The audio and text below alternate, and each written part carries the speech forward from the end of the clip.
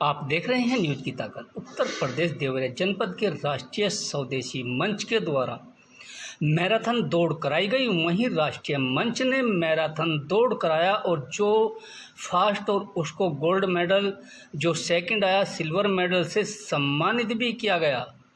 इसमें 101 बच्चों ने भाग लिया।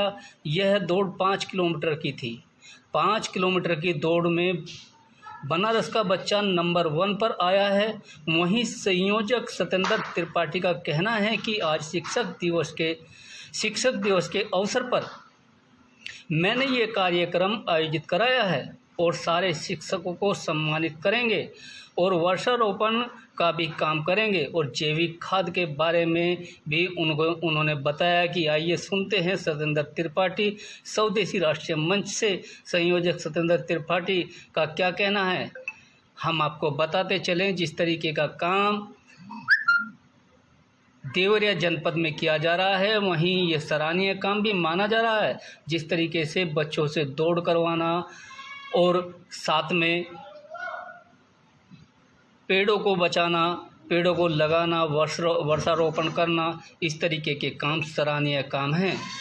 अब देखना होगा कि सरकार भी इस पर कुछ गौर देती है या नहीं। फिलहाल तो हम आपको बता दें जिस तरीके से यहाँ गोल्ड मेडल और सिल्वर मेडल विजेताओं को दिए गए।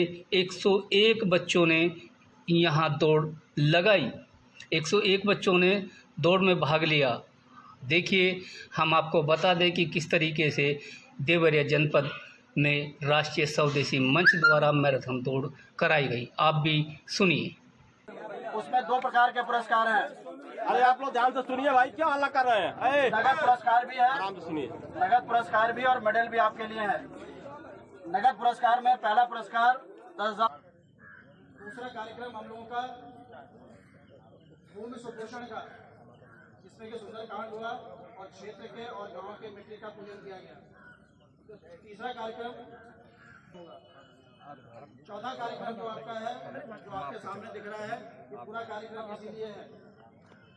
अभी 8 मार्च को किसान सम्मेलन किया गया था, जिसका कि उद्देश्य था लाभकारी किसानी।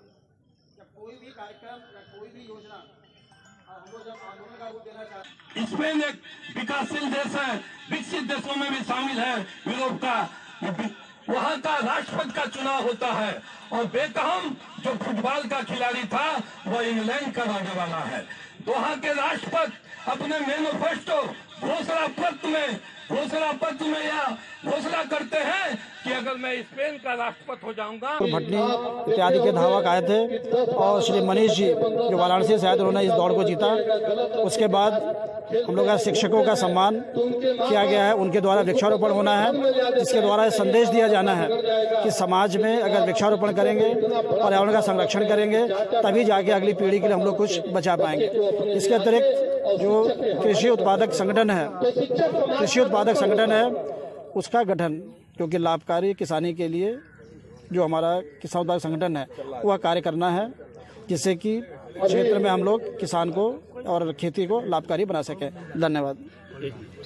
आप युवाओं को क्या युवाओं को हम संदेश देना चाहेंगे कि वे पर्यावरण संरक्षण के महत्व को समझें, लाभकारी किसानी को समझें, तो बुद्धि से, शरीर से और सरकारी नौकरियों के साथ साथ जाने के स्वरोजगार की तरफ भी अपना ध्यान देना है। हमारे देश में इतना संसाधन है क्योंकि स्वरोजगार से उनको रोजगार मिलेगा और देश में सम्मान भी मिलेगा। क्या क्या सम्मान किया सर, कैसा पुरस्कार रखा था आपने? कैसे युवाओं को जो अच्छा, इस कार्यक्रम का जो प्रमुख उद्देश्य ये भी है कि 10 नवंबर को एक बृहद कार्यक्रम होना है। उस कार्यक्रम में क्षेत्र के जितने भी स्कूल कॉलेजेस हैं।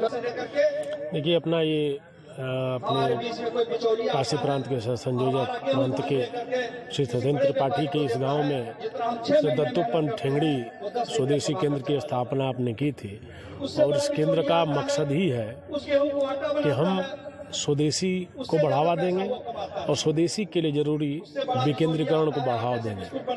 तो इस सुदूर अंचल में युवाओं का मैराथन खड़ा करके आपने स्वदेशी से युवाओं को जोड़ने का काम किया है।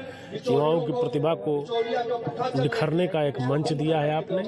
और जैसा कि आपने देखा होगा कि काशी से लेकर के गोरखपुर तक के तमाम नौजवान आज के इस दौड़ में शामिल थे। तो यह एक उनका बड़ा प्रयास था कि कैसे हम युवाओं में ले जाएं, क्योंकि आप जानते हैं कि जब तक युवा स्वदेशी की तरफ नहीं मुड़ेगा, जब तक युवा विकेंद्रीकरण को नहीं अपनाएगा, तब तक देश नहीं खड़ा हो सकता। दूसरा आज का जो विषय था, पर्यावरण को लेकर वृक्षारोपण करने जा रहे हैं और शिक्षकों का सम्मान कर रहे हैं। युवाओं को क्या संदेश देना चाहेंगे आज के? युवाओं को संदेश जो स्वदेशी जागरण मंच की तरफ से है कि युवा आज जो दौड़ किए हैं उसमें उन्होंने महसूस किया होगा कि अपने परिश्रम से वो स्थान प्राप्त किए। ऐसे ही वो नवाचार को यदि सहारा बनाते हैं और छोटे छोटे स्थानों पे अपनी उद्यमिता को आधार बना करके नए नए रोजगार खड़ा करते हैं, लोगों को कार्य का अवसर देते हैं, तो निश्चित तौर से उनका जो आय है वो बढ़ेगा और उनको कमाई करने के लिए किसी और जगह पर जाने की जरूरत नहीं पड़ेगी।